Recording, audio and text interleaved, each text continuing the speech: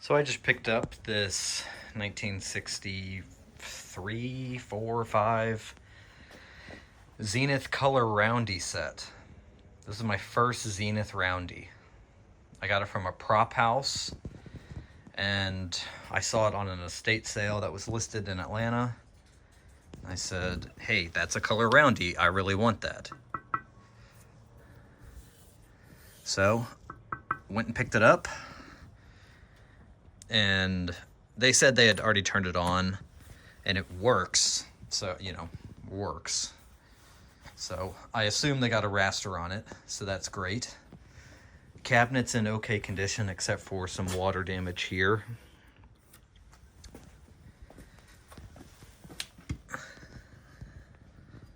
Here are all the color controls. You got vertical hold, horizontal hold, tone, brightness, contrast. Okay, well, they had turned it on. Let's just go ahead and turn it on. The chassis number is 25MC33. Let's see if we can get a pattern on it.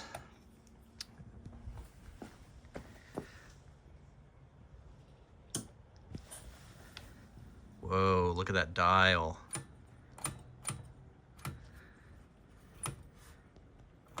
Cool. All right, so here's the inside of the chassis. A lot of stuff going on. Let's do a wide. Convergence up here. I'll need some better lighting, but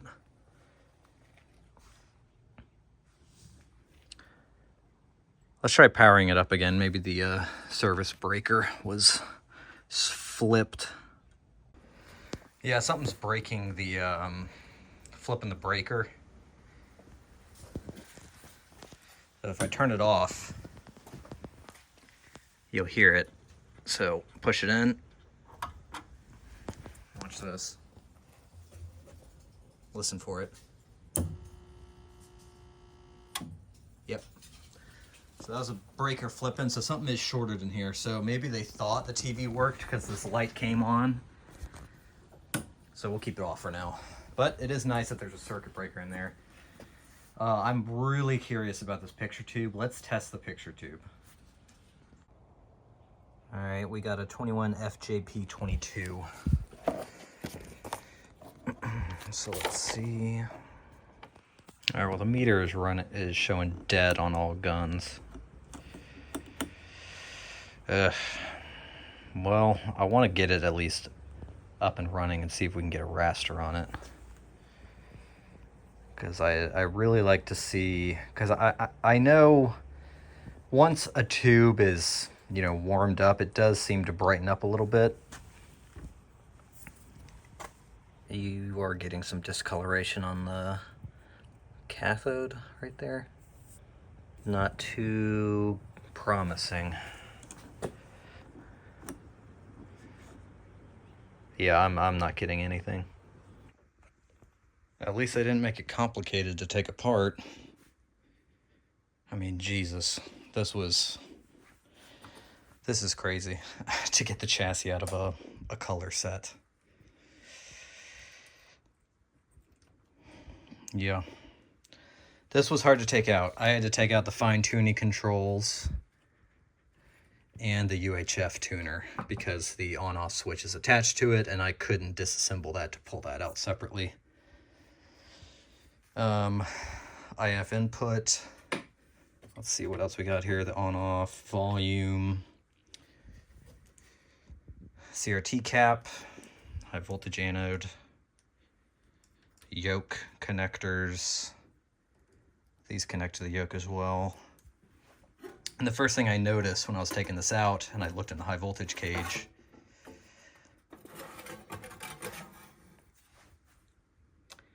that is a 18 meg 2-watt resistor. There's another one right there.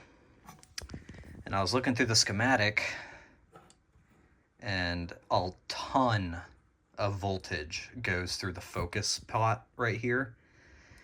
and then the focus pot goes to the filament for the 1V2 focus rectifier. So there's something off in the high voltage section, obviously, which caused that to pop. Because that resistor is after the flyback, I'm hoping that the flyback is fine and it was something after this resistor that was pulling too much current, possibly the focus pot that was that caused that to completely burn up and go open. But I'm pretty sure that that's why the set was immediately tripping the circuit breaker. At least that's what I assume right now.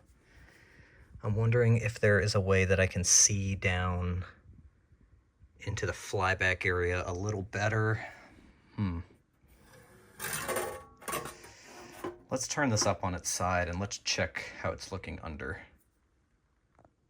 I would say this is a little more complicated than a black and white set. Good God.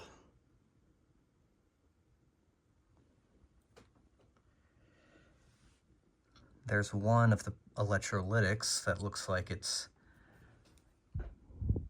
I see actually two that are starting to leak physically. This is a beast that I wasn't really ready for. Color sets are very complicated. They're very complicated. Complicated in getting them restored. Complicated in fine-tuning them so the color actually looks good. There's a lot that goes into it. So what I want to do is I want to find out what is tripping the circuit breaker before I do a full recap.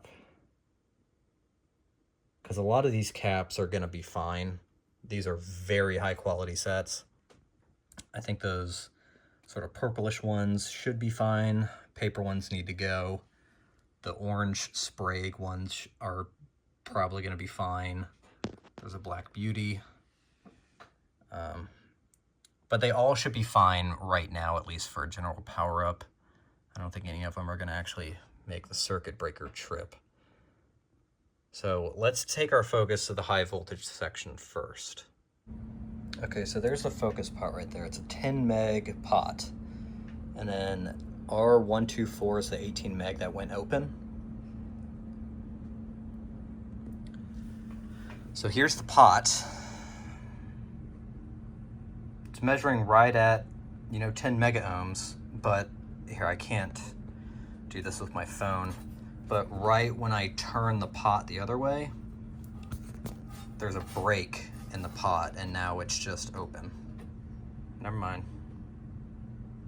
Never mind, it's fine. Is that pot just really dirty and needs to be cleaned? Okay, where the pot was measuring open, but I just cleaned it. Now all the way one way, around 2 million ohms. And the other way, we're around 13. But here's the other problem. I do not have an 18 meg resistor. Those aren't a very common resistor value. So what I have found on Mouser is a 20 mega ohm resistor at 3 watts or 2 watts that we can sub in. I'll buy a few of them just in case it goes open again, but I want to get to the bottom of this. I want to see if the bottom can come out of this high voltage cage.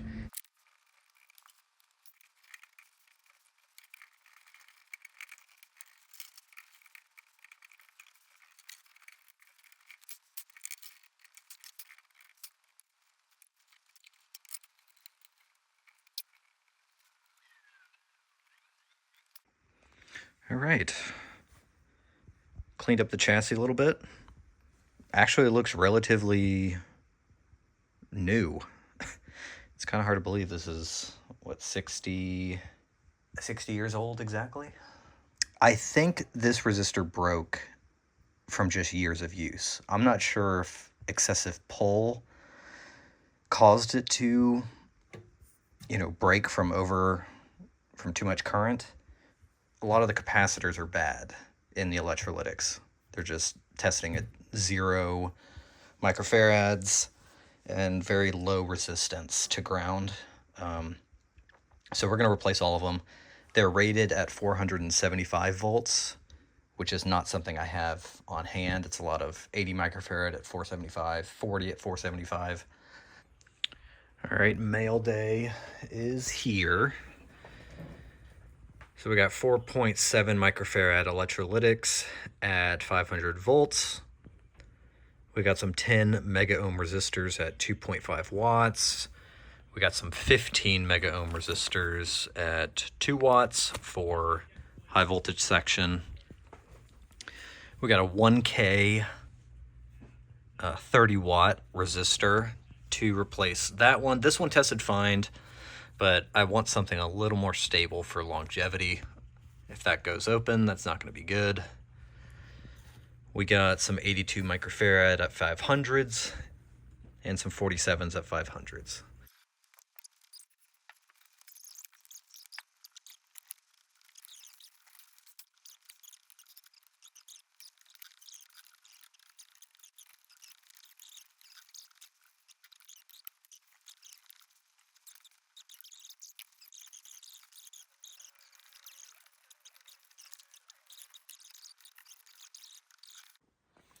All right, so looking at the flyback area, I got the can off. Flyback looks very clean.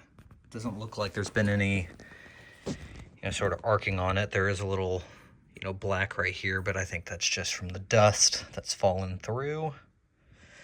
Cleaned up the inside of the cage a little bit. There's a lot of, black soot. So, all right, you know what? I replaced enough of the electrolytics, all the dead ones. So we're gonna go ahead and do a bulb power up here. So let's try 300 watt light bulb.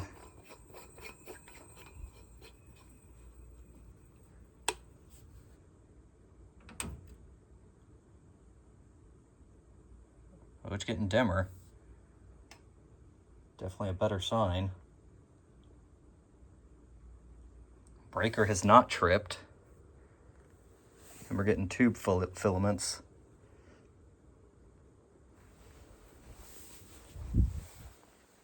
I think I'm hearing high voltage.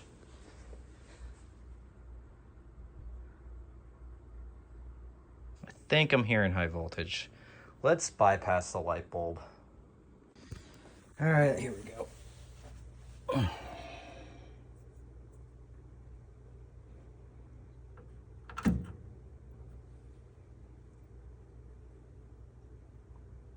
Well, fuse didn't pop, or circuit breaker didn't switch.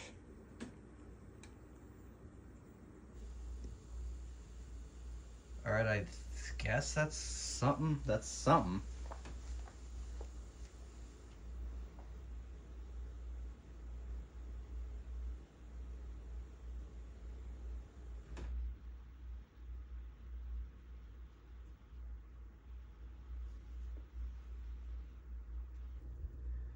We are getting something here.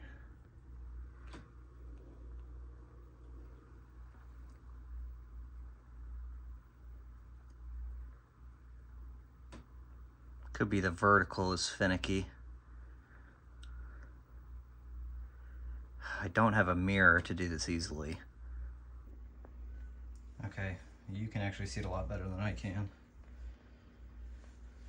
Let's turn up the high voltage a little bit.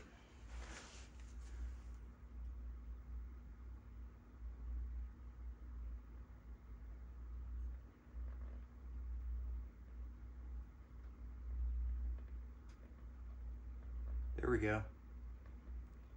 Turn up the CRT bias.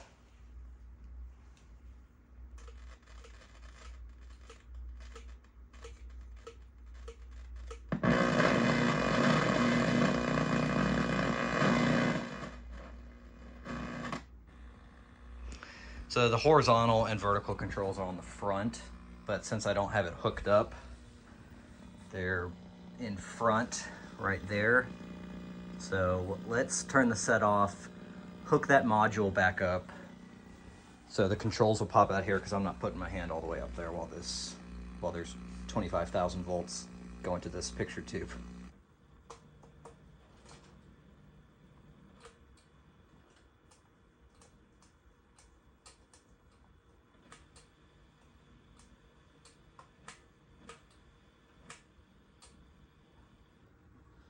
All right, this is the best we got so far.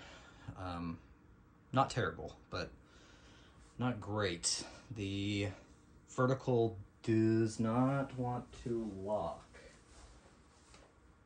So let's look at the controls back here.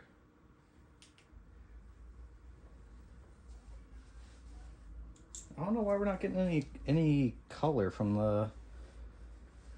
I'm trying to adjust the color killer, but it's not helping.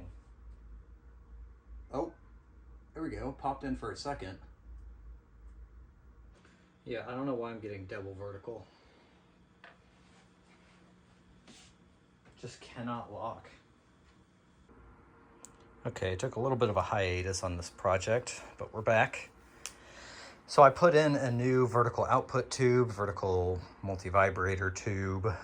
We're gonna see if that tube was the problem. I noticed some corrosion. On the bottom of the pins here. So I want to double check and make sure that this tube isn't gassy. And that's the reason why we're not getting good lock. So we're gonna turn it back on. I also we're having some tuner connectivity issues, so I went ahead and got a telematic tuner. So what this is you plug in the IF output or the IF input from the television, plug it in to line voltage, antenna from the VG91, and basically this is a plug-in tuner to see if we have any issues with the television tuner. This basically eliminates that. So this tuner works, and if we pick up an image perfectly, that means that we are having a little bit of connectivity issues. Maybe we need to test the tubes on the tuner, figure out what's going on there. But this will bypass those issues and just go straight into the first IF strip. Okay, so we got it all up. I put some dielectric grease on the back of the picture tube, or the anode cap, so we're not going to be arcing. I went ahead and labeled every tube in here, what it does, and what tube it is.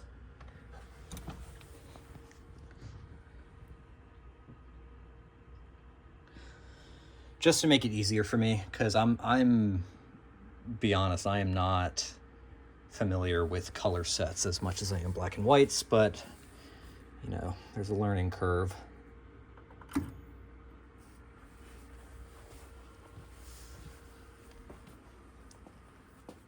Did I forget to hook up anything? I don't believe so.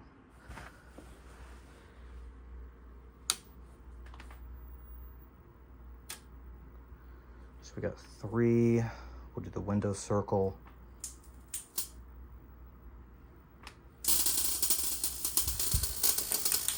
Ruh-roh.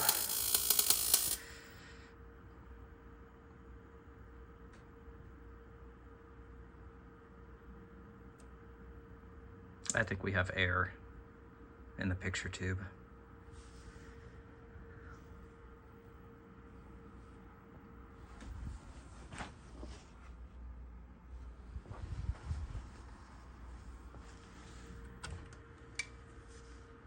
That's not good at all.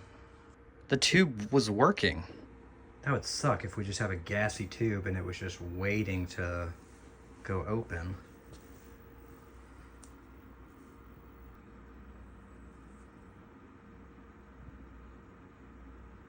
We got a gassy tube. Oh, what the fuck happened, dude?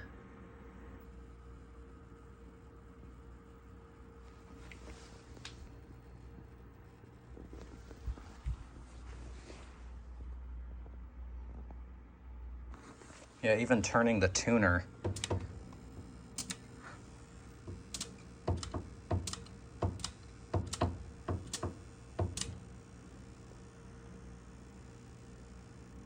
Why did this just now start happening?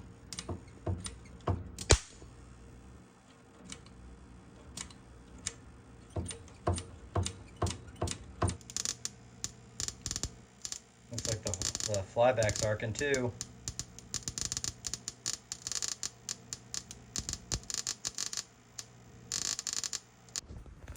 Okay, so in the flyback section, it's not actually the flyback that's arcing, which is great. So this pin right here,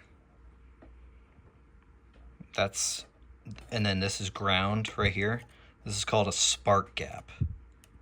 And I never really understood what that meant until this problem. So when too much current or too much voltage is going to the picture tube, I believe that the picture tube that's gassy was drawing too much current.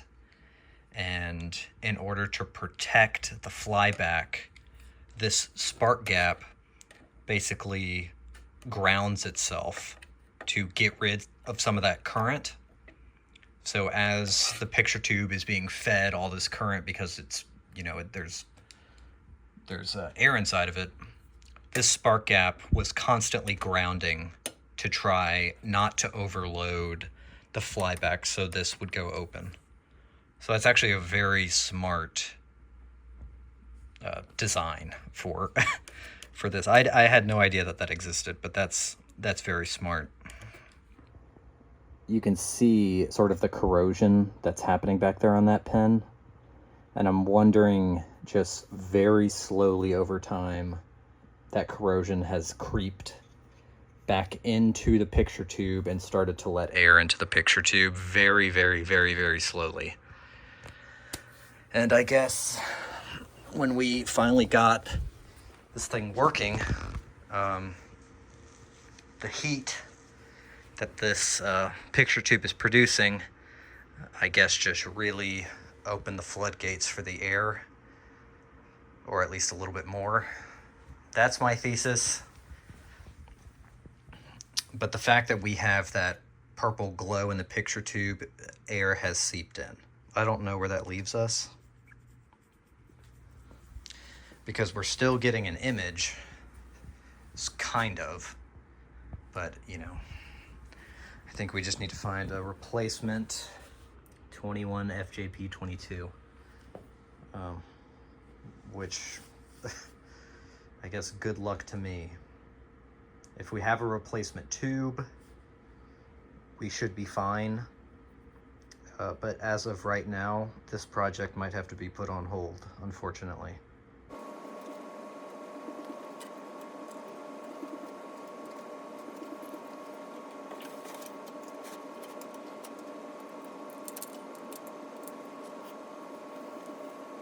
Well, I wish I had a more optimistic ending to this video, but I don't. But you know, that's sort of the thing with you know, restoring old sets. You know, I tested the picture tube. It tested very weak on emission. The corrosion on the CRT socket was sort of a clue that something else was wrong. So that's sort of the ugly of working on these, is if the picture tube is bad, the whole restoration is bunk. And I used a lot of new parts and time that went into the chassis, but the lucky part is color sets are definitely worth keeping around in hope that you find a new picture tube. So that's gonna wrap up this video. You know, I wish I had a better outcome, but it's just all part of it, you know? I'll definitely do an updated video if I do come across... Milo, quit rubbing the tripod. If I do come across another picture tube, I will definitely make an update to this set. But at least we have a strong chassis to work with.